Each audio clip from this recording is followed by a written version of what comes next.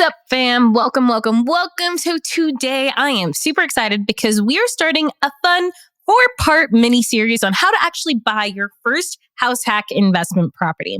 And at this point, I am on to my 4th property and have a total of 6 units. And those 6 units alone give me a real estate investment portfolio of almost $3 million at the age of 29, which is freaking wild because literally there's no part of me before the age of 25 that would have thought that I'd own this much real estate or really like any real estate. I don't know. It was just never really on my radar. And now look at what can change in just 4 years. And those 6 units collectively generate about $400,000 a year, which is wild. Okay.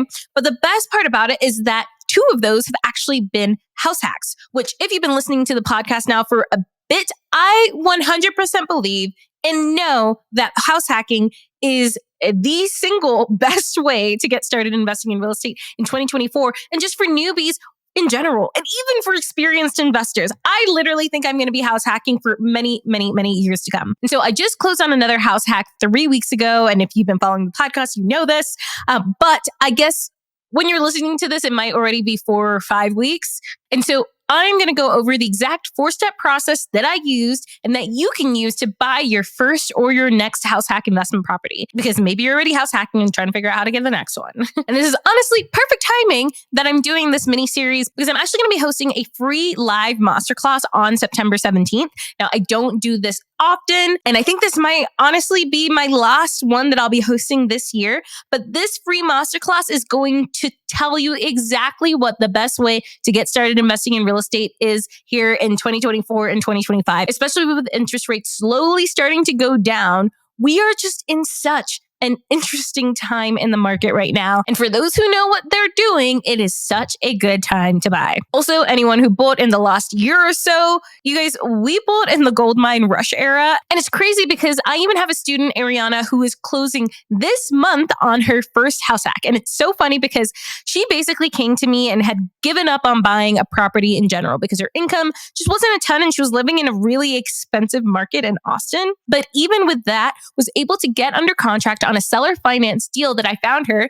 And she's going to be using the co-living model to live for free in Austin through house hacking. And this is why I say that this is by far the best way to get started investing in real estate. And honestly, for me, I plan on house hacking for many, many years to come. Okay, so let's get right into it. Part 1 of how to actually buy your first house hack investment property. Now, there are going to be 3 parts. This is all talking about what to do before you actually get under contract. So it's a 3-step process that you're going to follow. Step 1, the first thing that you need to do is get pre-approved. I cannot express how important this is because the number of people that come to me saying that they want to buy a property and they're looking for something in the $500, $600, $700, $800,000 range, and they aren't even pre-approved to buy a house for that much.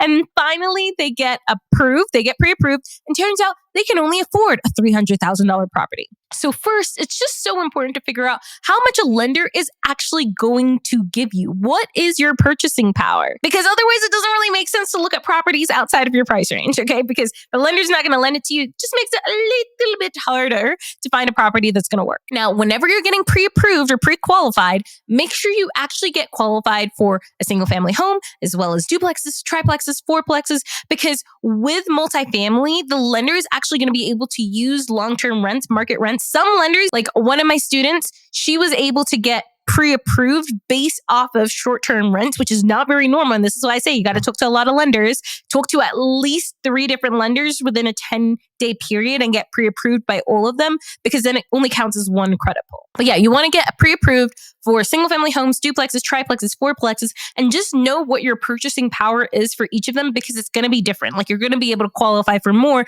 if it's a duplex, if it's a triplex, if it's a fourplex. Now, to get pre-approved with a lender, you will need the last 2 years of W-2s, the last 2 years of tax returns, and your last 2 months of bank statements. So make sure you have those prepared. And the thing about getting pre-approved is it just forces you to take action. I remember for the longest time, I was just looking at properties online. I was running numbers, all of that stuff, but I refused to actually put an offer in on a property. And I refused to get pre-approved because I was like, oh, I don't think I'm ready yet. Like, my finances aren't quite there. I still have a little bit of credit card debt. And then I finally got pre-approved and it kind of broke that barrier. And I was like, oh, I can actually qualify for a pretty decent property. Maybe I should start putting offers in. And so after that, I was off to the races. But for so many people, just that first step is what's holding them back from actually getting under contract on a property, from actually buying something and actually taking action. Okay, so do I have something exciting happening for you? So if you have been trying to get into real estate investing, but you find yourself stuck in analysis paralysis, maybe you just don't know where to start or what your next steps are, this event is going to be for you. Now, I do not do this often, but I am going to be hosting a free, and I mean 100% absolutely free, live masterclass on September 17th on how you, yes, you can get started investing in real estate by the end of 2024. Because y'all, we are already halfway through the year, people, okay? Approaching Q4 at this point, and there is so much time for you to make this real estate investing goal of yours a reality. I also think this is going to be my last free masterclass of the year. So this is going to be the last opportunity that you will have to come and learn from me live and get all of your questions answered by yours truly. Now it is time for you to get into the room with people doing exactly the thing that you want to do. So if you want to come to this completely free live event, DM me the word freedom on Instagram or click the link in the show notes to sign up there. And I will see you there. I'm so freaking stoked. Now let's dive back into the show. Okay, now it's time to move on to the second step of buying your first or next house hack. The second step is figuring out your buy box. And if you're wondering what the F a buy box is, a buy box is just going to be a list of criteria that a property must meet in order for you to actually put an offer on it. So the things that are going to be on your buy box are location, property type, property condition, your price range, your investment strategy, your property size, target cash flow, like how many bedrooms, how many bathrooms, things like that. This way you aren't going into it blind and aren't just looking at any random property on the market. You are looking within a specific criteria. Now, over the process of actually looking at properties, your buy box may change than the thing that you were originally thinking of. Like when I was purchasing my property here in Colorado, at first I really wanted a duplex in Denver. But when I started running the numbers and looking at properties and looking at regulations around duplexes in Colorado, I was like, actually, this isn't quite making that much sense, at least for my own personal goals. Because in order to make the numbers work, I just needed to be able to short-term rent out the other unit. But you can't actually do that with a duplex in Denver County. And some other counties, like if you're going to Wheat Ridge or Adams County, then you can. But I did kind of want to be in Denver County and just close to stuff or closer to stuff. And if you have a duplex, you're going to have two separate addresses, means they're two separate properties, and Denver doesn't count like both of them together as your primary residence. But you can do it with a single family home that has a basement. And so I quickly pivoted my strategy and my buy box to only look at that point, single family homes that had at least two bathrooms on separate floors and have the ability to separate them out and have separate entrances. That way I could house hack in the way that I could as if it were a duplex, even though it's not actually a duplex or zoned as a duplex, which was totally fine with me because what was more important for me was the ability to short-term rent it out. And then I also started narrowing down more so the location of where I actually wanted to get my property. Okay, so once you've got all of that figured out and you've got your buy box, then we move on to step 3, which is finding an investor-friendly agent and putting offers in. Now, finding an investor-friendly agent will make or break your whole experience with actually becoming a real estate investor.